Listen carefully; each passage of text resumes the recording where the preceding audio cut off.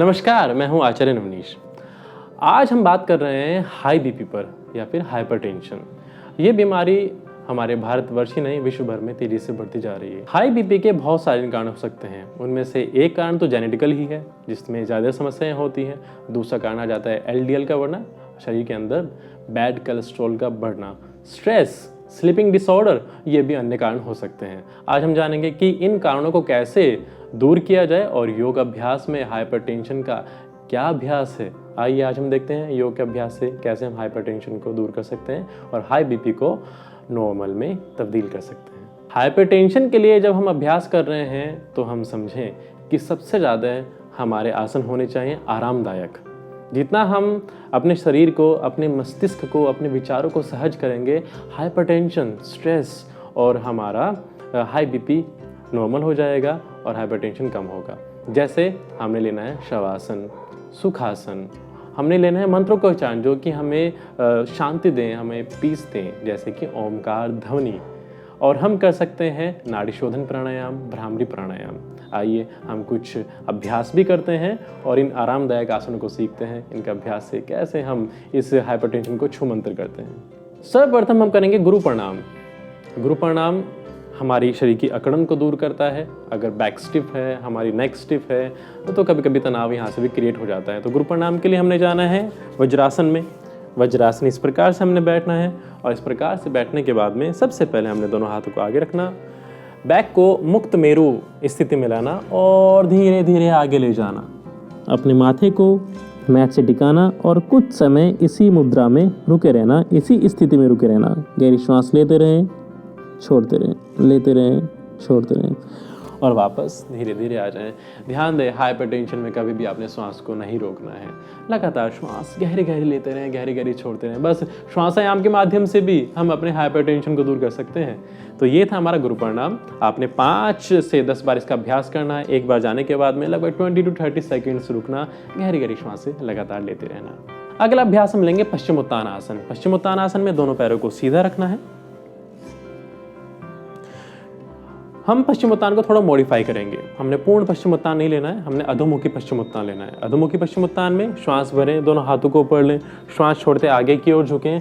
हम नीचे जा सकते हैं, हम जानते हैं कि फ्लेक्सिबल बॉडी बहुत है, लेकिन हमने पैर के अंगूठे को पहली 2 उंगलियों से पकड़ना, हाथ के अंगूठे के सहायता से हमने पैर के अंगूठे के नाखून को दबाना है, कोहनियों को मोड़ते हुए सर को ऊपर उठाना और कमर को थोड़ा नीचे झुका कर रखना और धीरे धीरे वापस आ जाना और शरीर को सहज कर देना। श्वास को ज़्यादा रोकना नहीं है, इसलिए हमने ज़्यादा आगे बढ़ना भी नहीं है। क्या किया है हमने? श्वास भरा, धीरे धीरे आगे की ओर बढ़े, अंगूठे को अच्छे से पकड़ा है और श्वास छोड़ दें, आगे की ओर रुके। 5 से 10 सेकंड यहाँ पर रुकें, गहरी गहरी श्वासें लगाते रहें और वापस धीरे से आ जाएं। बिगिनर्स के लिए है। अगर आप बहुत अच्छा अभ्यासी हैं आसनों के तो श्वास भरें, श्वास छोड़ते आगे जाएँ, पैर का अंगूठा पकड़ें और अपने माथे को भी अपने पैरों से जोड़ सकते हैं और धीरे धीरे वापस उठें, पीछे जाएँ। काउंटर पोज हमने पश्चिमोत्तान किया है, बहुत अच्छा बेंडिंग की है आगे की ओर, 4 बेंड किया है, तो हमने बैक बेंडिंग भी करना होगा। हाथों को पीछे ले गए हैं, श्वास भरें और अपने सर को पीछे लटका दें। दोनों घुटनों को सीधा रखें, पंजों को आगे खींच कर रखें और धीरे धीरे वापस आ जाएं। तो ये हमने किया है पश्चिमोत्तान आसन और साथ के साथ हमने किया है पूर्वोत्तान आसन। पूर्वोत्तान आसन, पश्चिमोत्तान आसन आपने 3-3 बार करना है। हर एक आसन में आपने 10-10 सेकेंड्स रुकना है और वापस आराम की स्थिति में आ जाना है। हाइपरटेंशन की समस्याओं में सर दर्द रहता है, कभी कभी होता है कि स्लीपिंग डिसऑर्डर, नींद नहीं आती है, चिड़चिड़ापन होता है, उखड़ा उखड़ापन होता है, मूड स्विंग हो जाते हैं। जब स्थिति ऐसी हो कि बहुत ज़्यादा गुस्सा आने लगे तो हमने अपने आप को काम रखने के लिए सहारा लेना है कुछ मंत्रों का। ये ऋषि मुनियों ने मंत्र हमारे लिए इसीलिए बनाए हैं कि कभी जब हमारा व्यवहार बदलने लगे तो इन मंत्रों का सहारा लें। हम सुखासन में बैठेंगे, मैंने लगाया है अर्ध पद्मासन। तो हम बिल्कुल ऐसे आसन में जो कि हम सबसे अच्छी स्थिति में बहुत काफ़ी देर तक बैठ सकते हैं, तो हमने लिया सुखासन। ध्यान मुद्रा, फर्स्ट फिंगर और थंब इन दोनों के पोरों को आपस में मिलाया और नीज़ के ऊपर रखा। आंखें बंद हैं, गहरी श्वास है। कुछ समय दीजिए अपनी श्वासों को, लंबा लीजिए और लंबा छोड़िए, गहरा गहरा लें, गहरा गहरा छोड़ें, जो कि शांत होनी चाहिए, जो कि आपके शरीर को शांत करें, हमारे मस्तिष्क को शांत करें। जब श्वासें शांत हो जाएं तब एक गहरी श्वास के साथ ओमकार ध्वनि का उच्चारण करें।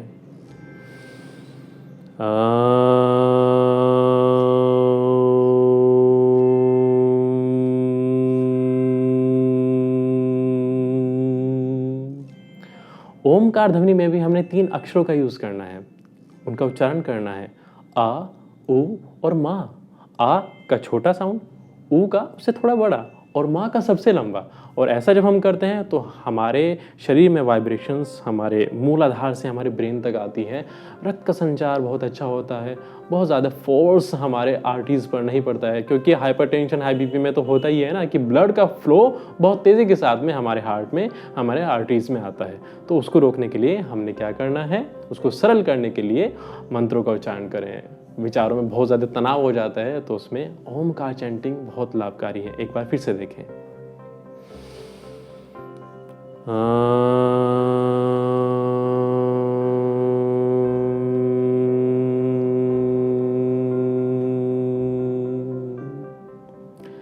सात बार, 8 बार, 10 बार, 13 बार, 21 बार, जब तक आपको लगे कि नहीं ओमकार ध्वनि आपको आराम दे रही है तो आप ओमकार ध्वनि का उच्चारण करें। लेकिन कभी कभी ऐसा होता है कि जब मंत्रों का उच्चारण करते हैं तो उसमें भी हमें इरिटेशन होती है, तब आप कुछ ना करें, आप सीधे शवासन में चले जाएं, लेट जाएं, तब आपको उससे भी अच्छा आराम मिलेगा। तो अगला आसन हम लेंगे शवासन, क्योंकि शवासन जब ज़्यादा तकलीफ हो जाती है हाइपरटेंशन में, इंसान बहुत तनाव में चला जाता है, हो जाता है बहुत उसको इरिटेट हो रहा है या फिर शरीर भी तनाव में चला गया है, तो हम करें शवासन इस प्रकार से कि हमने एक साइड से लेटना और पूरा हमने अपने बैक के ऊपर आ जाना है। शरीर को सहज कर दें, दोनों हाथों की हथेली आपकी आकाश की ओर रहेगी, दोनों पैर आपके इस प्रकार से ढीले रहें।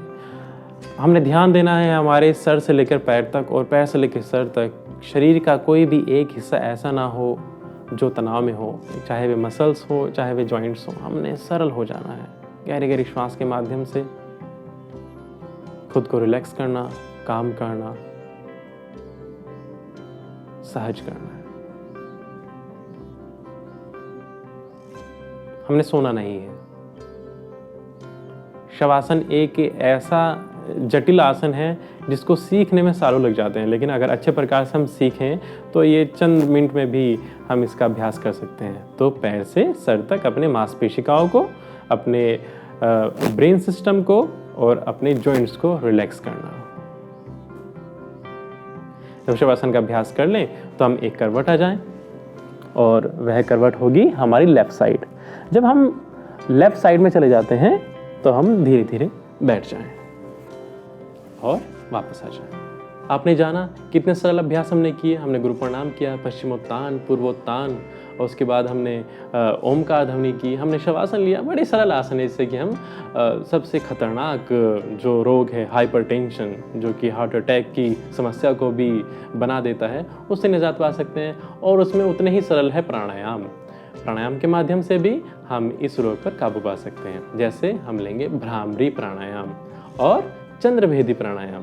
भ्रामरी प्राणायाम कैसे करेंगे? हमने अपने अंगूठे से अपने कान के द्वार को इस प्रकार से, बाह्य द्वार को बंद करना है। सभी उंगलियां हमारी आंखों पर रहें। गहरी श्वास लें और भौरे जैसी हमने ध्वनि निकालनी है इस प्रकार से।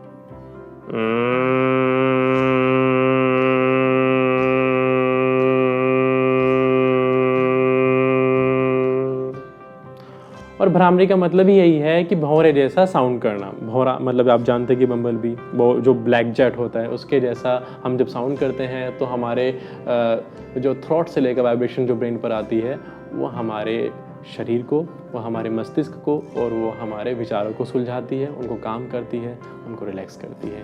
और सबसे आखिर में सबसे किफ़ायती प्राणायाम जो है वह है नाड़ी शोधन। आप बहुत कम लोग अवगत होंगे इस प्राणायाम से, लेकिन सबसे सरल प्राणायाम में से एक प्राणायाम है। नाड़ी शोधन का ही एक रूप है चंद्रभेदी। चंद्रभेदी में हम क्या करते हैं, हम जानते हैं कि हमारे दोनों नोस्ट्रिल अलग अलग नाड़ियों को संकेत देते हैं। जैसे कि हमारा राइट है सूर्यभेदी, हमारा लेफ्ट नोस्ट्रिल है चंद्रभेदी। चंद्र मतलब कि आपको अपने आप को कूल करना, अपने आप को रिलैक्स करना है, और सूर्य अपने आप को एक्टिव करना है। तो हमने क्या करना है, हमने अपने आप को आराम देना है, कूल होना है, रिलैक्स होना है। तो हमने चंद्रभेदी प्राणायाम करना होगा। थंब से राइट नोस्ट्रिल को बंद किया जाए, लेफ्ट से गहरी श्वास ली जाए और लेफ्ट को बंद किया जाए, राइट से श्वास को छोड़ा जाए। और हर बार हमने यही करना है। हमने लेफ्ट से श्वास लिया, राइट से छोड़ा, फिर से लेफ्ट से श्वास लिया, राइट से छोड़ा। आंखें बंद रहे, ध्यान मुद्रा रहे।